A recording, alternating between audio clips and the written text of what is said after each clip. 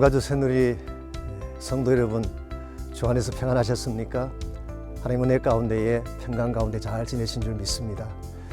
사실 우리가 늘 만나서 함께 예배하고 주를 섬겼는데 만나지 못하고 보지 못한 지가 벌써 한 달이 지났습니다. 보고 싶기도 하고 만나고 싶기도 하고 정말 만나면 서로 축복하고 싶은데 그러지 못한 현실이 참으로 안타깝고 아쉽기도 합니다. 여러분의 마음도 동일하리라고 생각을 합니다. 힘든 가운데 집안에 계시면서 경제적인 어려움도 겪는 분이 계실 것이고 또한 말로 다 할 수 없는 어려움 가운데 참은 분도 계실지 모르겠습니다. 답답하고 힘든 상황이 반드시 있을 줄 압니다. 그러할지라도 낙심하지 마시기 바랍니다. 부활하신 주님이 우리의 주님 되시기 때문입니다. 그분은 사망 권세까지 깨뜨리고 부활하신 분이기 때문에 어떠한 질병이나 어떠한 문제도 반드시 이겨낼 수가 있고 우리에게 참된 차원의 생명의 축복을 안겨줄 수가 있습니다. 그러므로 무슨 일이 있더라도 주님 바라보시고 부활의 주님을 사모하는 가운데 반드시 영적으로 승리하시는 여러분 모두가 되시기를 바랍니다. 시편 59편 16절에 보면 오래전에 다윗이 고백했던 아름다운 고백 하나가 나옵니다. 나는 주의 힘을 노래하며 아침에 주의 인자심을 높이 부르오리니 주는 나의 요새시요 환난 날에 나의 피난처가 되십니다. 그런 말씀이 나옵니다. 이 말씀 속에 보면은 우리가 환난을 통과할 때에 우리에게 도움이 될 수 있는 세 가지 요소가 나옵니다. 첫 번째가 찬양입니다. 다윗은 환난 가운데도 하나님의 힘과 그 인자심을 찬양하며 노래했습니다. 인자심이라는 말은 사랑이라는 뜻이겠죠. 하나님께서 우리를 사랑하시는데 만일 힘이 없다면 우리를 구원할 방법이 없습니다. 반대로 아무리 전지전능하신 하나님이라고 하실지라도 우리를 사랑하지 않는다면 그 힘은 우리에게 아무 의미가 없을 것입니다. 그런데 성경은 하나님 우리를 사랑하실 뿐만 아니라 모든 능력을 갖추신 분이기 때문에 능히 우리를 구원하시고 우리에게 생명 주실 수 있음을 밝히고 있습니다. 이런 면에서 여러분이 어떤 위치에 처할지라도 이 하나님의 사랑을 잊어버리지 마시고 나의 모든 것을 감당케 하실 주의 권세가 있다는 사실을 기억하시고 날마다 주 앞에 나가셔서 꼭 찬양하며 예배하시기를 바랍니다.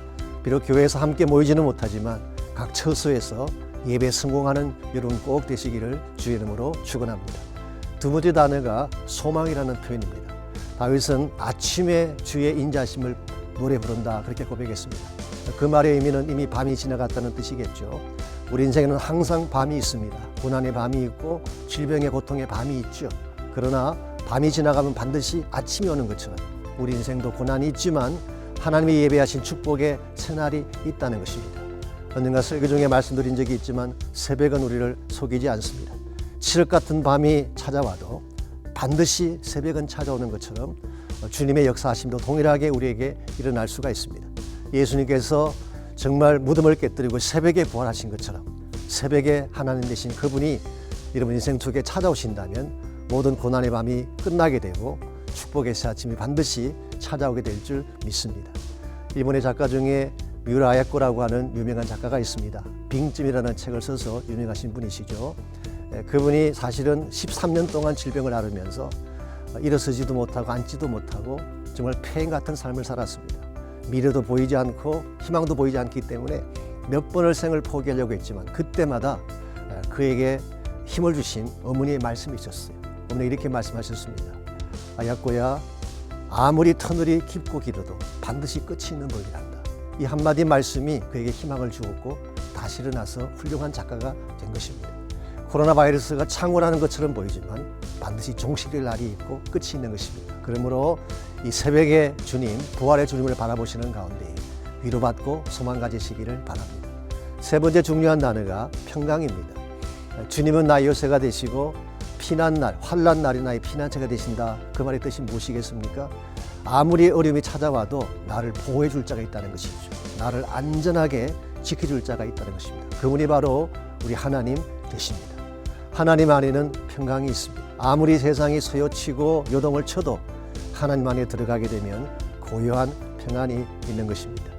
제주도에 가게 되면 해녀분들이 많이 계시죠. 이 해녀분들은 바닷속에 들어가셔서 조개도 캐오시고 귤도 캐오시고 또 해초도 캐오는 그런 분이십니다.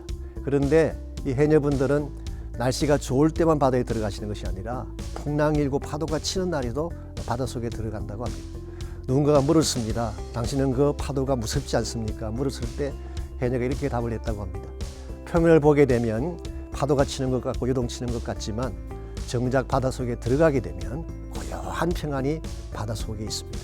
하나님의 가슴도 마찬가지입니다. 세상에 아무리 소요치고 요동을 쳐도 하나님 품 안에는 고요한 신비로운 평화가 있는 줄 믿습니다. 이 평안을 꼭 붙잡으시고 염려하지 마시고 걱정하지 마시고 우리 찬양하며 예배하며 주님의 능력을 붙잡음으로써 승리하시는 여러분 모두가 꼭 되시면 좋겠습니다. 말씀드린 것처럼 코로나 바이러스는 반드시 끝이 납니다. 지금 우리가 만나지 못하고 뵙지 못하지만 다시 뵙는 그날까지 여러분이 각 처소에서 주님을 마음껏 예배하고 찬양하고 더 깊이 하나님 만나는 가운데 더 건강한 모습으로 밝은 모습으로 우리 모두가 배울 수 있기를 바랍니다.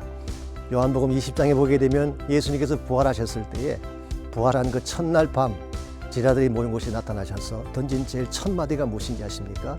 샬롬이었어. Peace be with you. 너희들에게 평강이 있을지어다. 이 주님이 주시는 평강만이 사망 권세를 이기는 평강이고 모든 두려움과 문제들을 이겨낼 수 있는 평강입니다.